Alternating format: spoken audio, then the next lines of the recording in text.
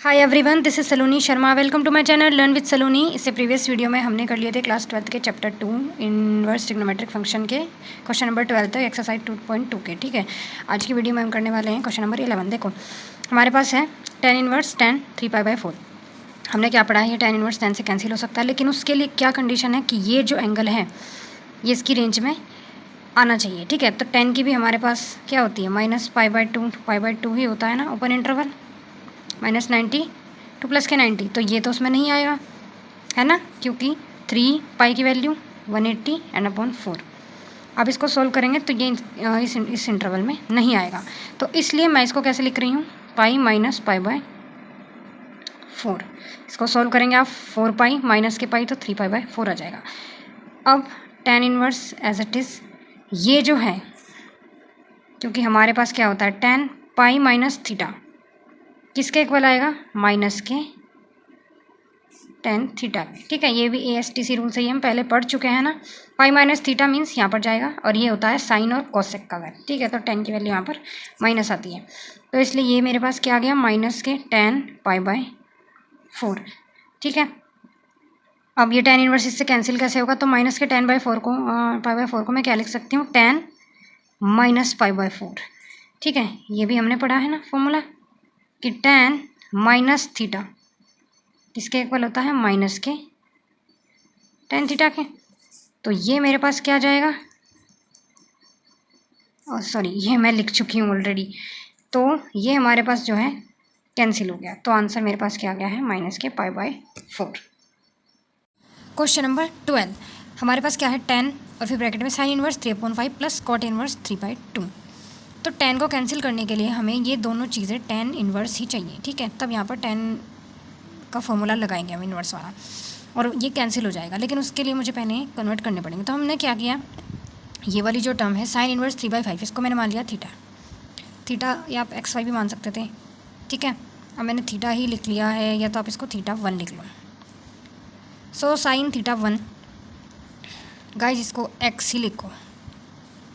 ठीक है, so this is sine x and so sorry for this कि इतनी सारी मिस्टेक्स मैंने कर दी। ठीक है, ये x है, तो हमारे पास साइन x की वैल्यू क्या आ गई है ये। अब मुझे tan के लिए क्या चाहिए, cos भी चाहिए, तो cos x का फॉर्मूला क्या होता है 1 माइनस साइन स्क्वायर x।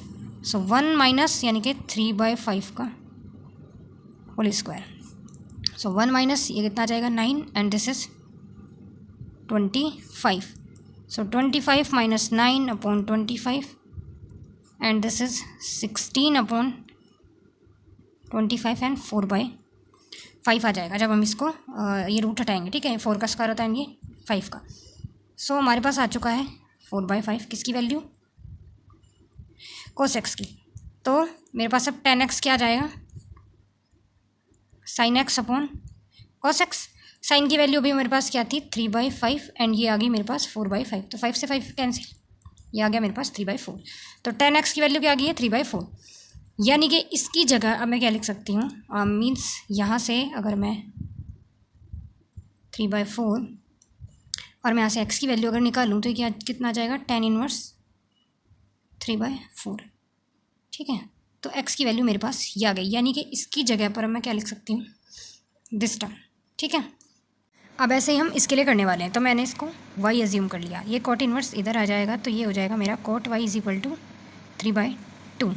ठीक है, अब मुझे tan की टर्म में चाहिए, तो tan y क्या हो जाता है इसका रेसिप्रोकल 2/3, क्योंकि हमें क्या पता है कि tan y क्या होता है 1/cot y। ठीक है, इसका रेसिप्रोकल ही आता है, तो ये आ गया मेरे पास ये। अब यहाँ से y की वैल्यू क्या निकल के आएगी, tan इनवर्स 2/3।